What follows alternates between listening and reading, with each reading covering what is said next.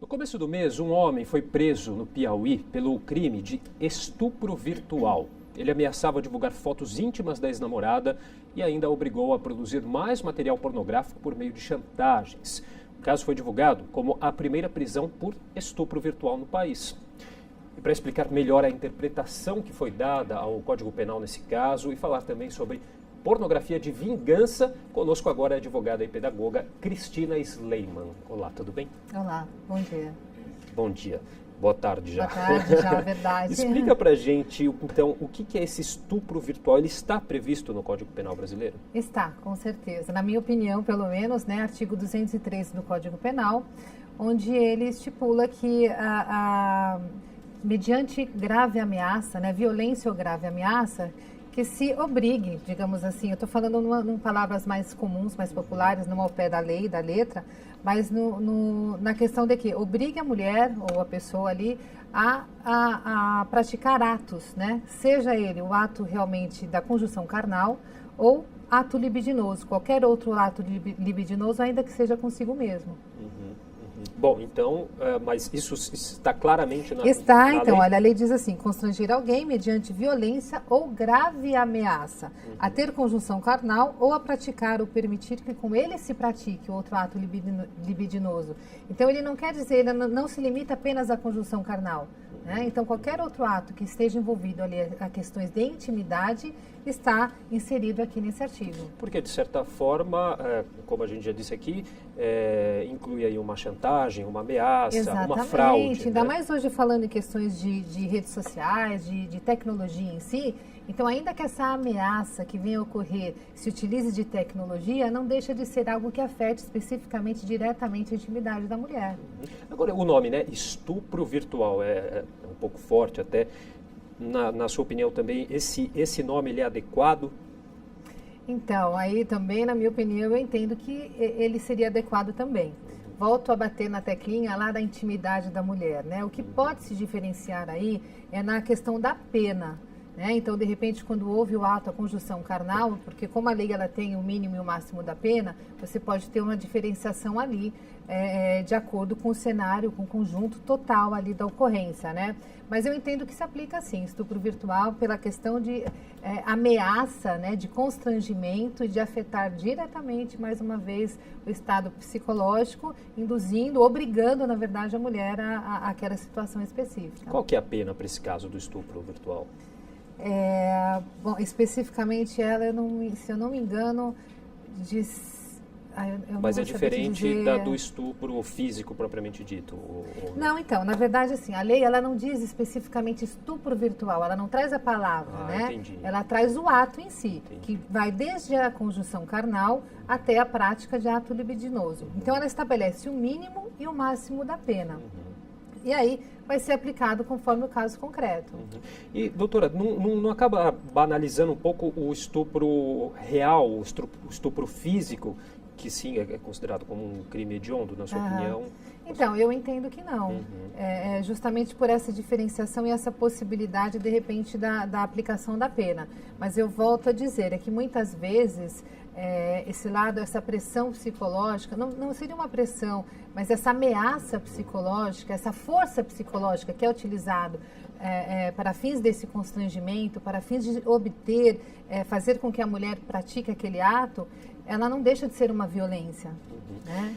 E normalmente esse estupro virtual, ele está associado a essa pornografia de vingança, né? Explica pra gente um pouquinho o que é essa pornografia de vingança. Então, eu particularmente vejo como coisas distintas, né? Porque o estupro virtual é onde você tem uma prática de ameaça.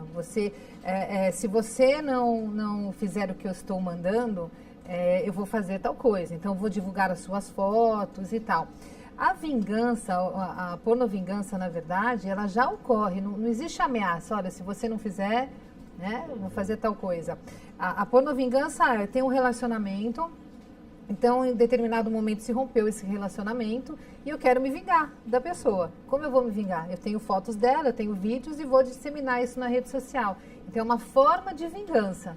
Então não existe essa questão de ameaça, de constrangimento no sentido de obter o que ele quer, né? Mas sim uma ocorrência depois do fim do relacionamento.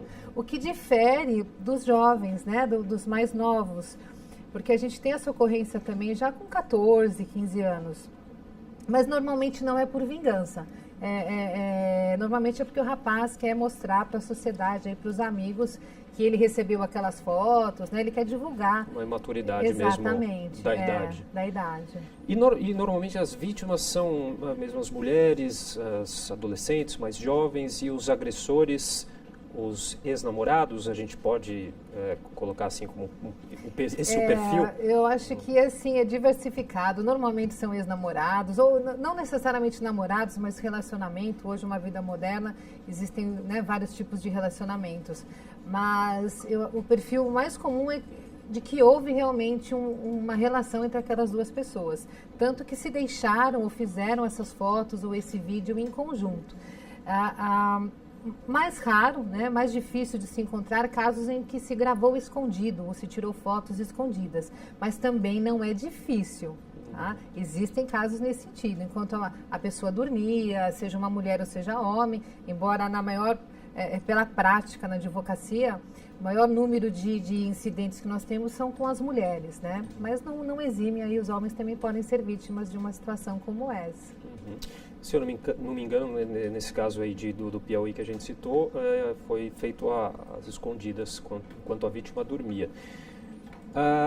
E uma outra questão, como a senhora também colocou, no caso dos adolescentes que divulgam essas imagens, e elas se replicam muito rapidamente, com muita facilidade, sim, né? Isso é um outro problema, né? Aí sai totalmente do controle, né? Sai, então, e a gente até consegue, assim, através de processo judicial, muitas vezes até por notificação, porque o Marco Civil da Internet ele estabelece que os provedores devem remover conteúdos com a notificação extrajudicial, quando for conteúdo relacionado à intimidade. Né? Nas demais situações não, aí tem que ter ordem judicial.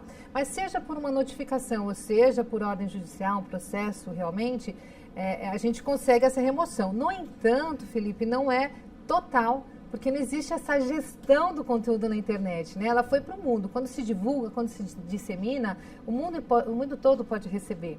Então, eu não sei para quem foi parar, quem recebeu, se deu um print, se compartilhou o que recebeu. Né? Então, esse controle, essa gestão total não tem. Então, 100% é muito difícil uma remoção de conteúdo. E também não se pode punir as pessoas que replicaram essas imagens, essas fotos, esses vídeos, né? Então, não necessariamente, tá? A gente já tem julgados onde se entende que quem compartilha também já tem responsabilidade. Porque a partir do momento que eu recebo esse conteúdo e eu sei que ele é ilícito, é um conteúdo ilícito, e eu estou replicando, eu estou compartilhando... Tem uma responsabilidade. Existe uma responsabilidade. E é uma situação tão grave, né, que a gente viu aí muitos casos nos últimos anos de meninas, jovens aí, que acabam se matando, tirando a própria vida após ter chega casos mesmo desses. Até o suicídio, né? Então, muitas jovens precisam de acompanhamento psicológico, psiquiátrico, algumas chegam até a sair do país, né? Os pais, ainda mais quando são mais jovens, os pais acabam mandando para outro país, o que também não resolve, porque a internet deixou o mundo pequeno, né? Então, as pessoas se encontram, são comunidades, e a informação que está na internet pode ser acessada de qualquer lugar. E hoje é muito comum fazemos pesquisas, né? Mesmo que seja sobre um amigo, uma nova amizade, alguém que entrou na escola agora essa semana, aí digita lá no famoso buscador, né, da internet e vem ali algumas notícias ou publicações feitas até por essa pessoa. Então é muito comum, mesmo fora do país, chegar a informação. E agora, doutor, esse caso, essa prisão que ocorreu aí no Piauí, ela pode acabar influenciando em outros julgamentos, em outras situações? Olha, eu acredito que sim. Eu acho que ele trouxe à tona já a discussão e, obviamente, ele vai servir de espelho aí para outros casos. Não que deva seguir necessariamente o que ocorreu, mas eu acho que a discussão é muito importante. Assim como eu tenho este entendimento, temos colegas que entendem de forma oposta, né? Que entende pela não aplicação.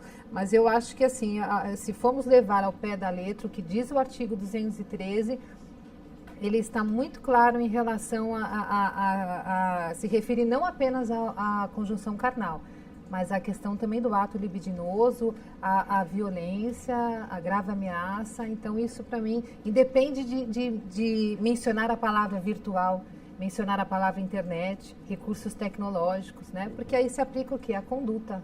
E só para a gente terminar, a senhora acha que a lei tem se adaptado com a velocidade necessária a que esses crimes que surgem com o advento da internet, da tecnologia, a lei tem... está acontecendo na mesma velocidade que os crimes e que o avanço da tecnologia? Então, olha, uma pergunta interessante, porque eu acho que em muitas situações a nossa lei já atende. Esse é um exemplo. Por exemplo, né, porque ele diz claramente essa questão da violência. Eu não preciso que tenha a palavra realmente virtual. Eu não preciso que ela mencione que tem que ser praticado pela internet. Então, de repente, eu posso ter uma situação muito específica que exige que exige que eu mencione o meio de prática. Mas em um caso como esse, por exemplo, independe se foi pelo que recurso utilizou. Na verdade, essa ameaça, ela pode ser até presencialmente. Não preciso necessariamente que seja por uma rede social, não é? Então, basta que ocorra a conduta, a prática do indivíduo e aquele resultado. Ok, Cristina. Bom, queria agradecer a sua participação aqui no nosso jornal. Eu que agradeço.